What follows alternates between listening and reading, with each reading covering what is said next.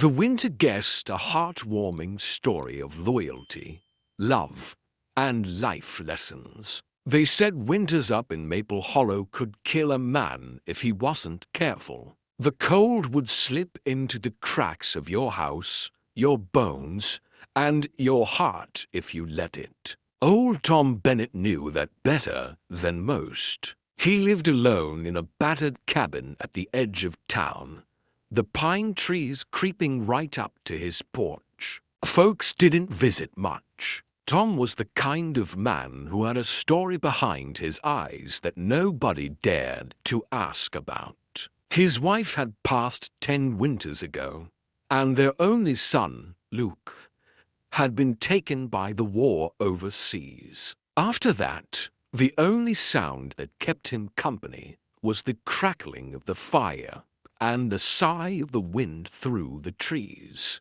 One evening, late in December, a storm rolled in heavier than Tom had seen in years. The world outside vanished behind thick, blinding snow. Tom settled into his chair, a threadbare quilt over his lap, a cup of coffee steaming on the side table. That's when he heard it. Knock, knock, knock. He stiffened. Who in their right mind would be out in weather like this? Shuffling to the door, he grabbed his old hunting rifle from the wall, more out of habit than fear. When he opened the door, a gust of snow slapped him across the face. But standing there barely a shadow against the whiteout was no man. It was a dog, a skinny mutt, shaking from the cold, paws half buried in the snow. His coat was matted, mostly black with patches of brown and white. His ribs showed like bent twigs under his fur, eyes wide and pleading. Tom stared at him a long moment. "Well, hell," he muttered under his breath. Then he bent down, holding the door open wider. "You comin' in or not?" The dog didn't hesitate. He bolted inside like he'd been waiting all his life for that invitation. Snow melted into puddles at his feet as he huddled near the fireplace. Tom closed the door against the storm. "Looks like it's you and me, boy," he said, scratching behind the dog's ear. "Better get used to each other."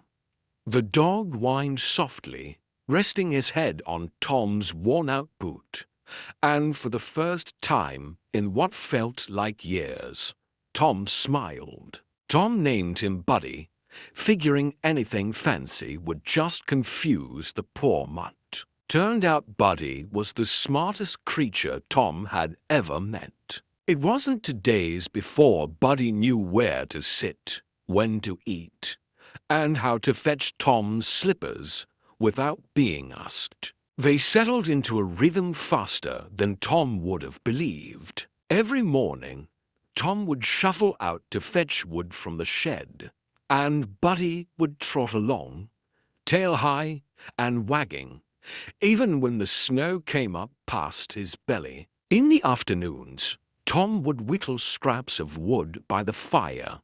Buddy curled at his feet, snoring gentle and steady. When spring came, they tilled a little patch of land together, trying to coax carrots and beans from the thawing ground. Buddy would chase the crows away from the seedlings like he was guarding the crown jewels. The people of Maple Hollow started noticing the change in old Tom. He came into town more often, walking a little taller, talking a little kinder. Folks said it was like the ice that had frozen his soul finally started to thaw. Buddy made friends wherever he went, trotting proudly at Tom's side. Children loved him.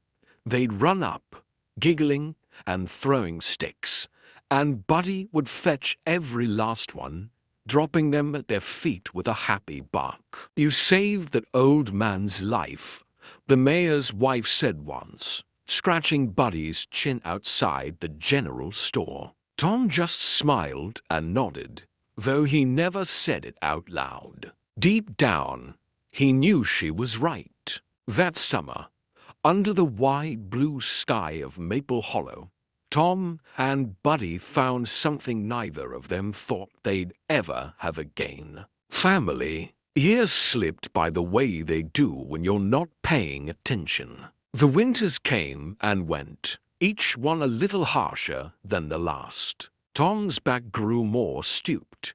His hands shook when he tried to light the stove in the morning. But Buddy never left his side. When Tom had trouble hearing the kettle whistle, Buddy would bark until he noticed. When Tom's legs hurt too bad to walk to the shed, Buddy would fetch small bundles of firewood, dragging them one by one to the porch. He wasn't as fast as he used to be, but he got the job done. On clear evenings, they'd sit together on the front steps, watching the sun dip behind the hills, painting the sky in strokes of orange and pink. Tom would talk, telling Buddy stories about the wife he'd loved, the son he'd lost, the life he'd lived. Buddy would listen, head cocked, ears twitching at Tom's voice. Sometimes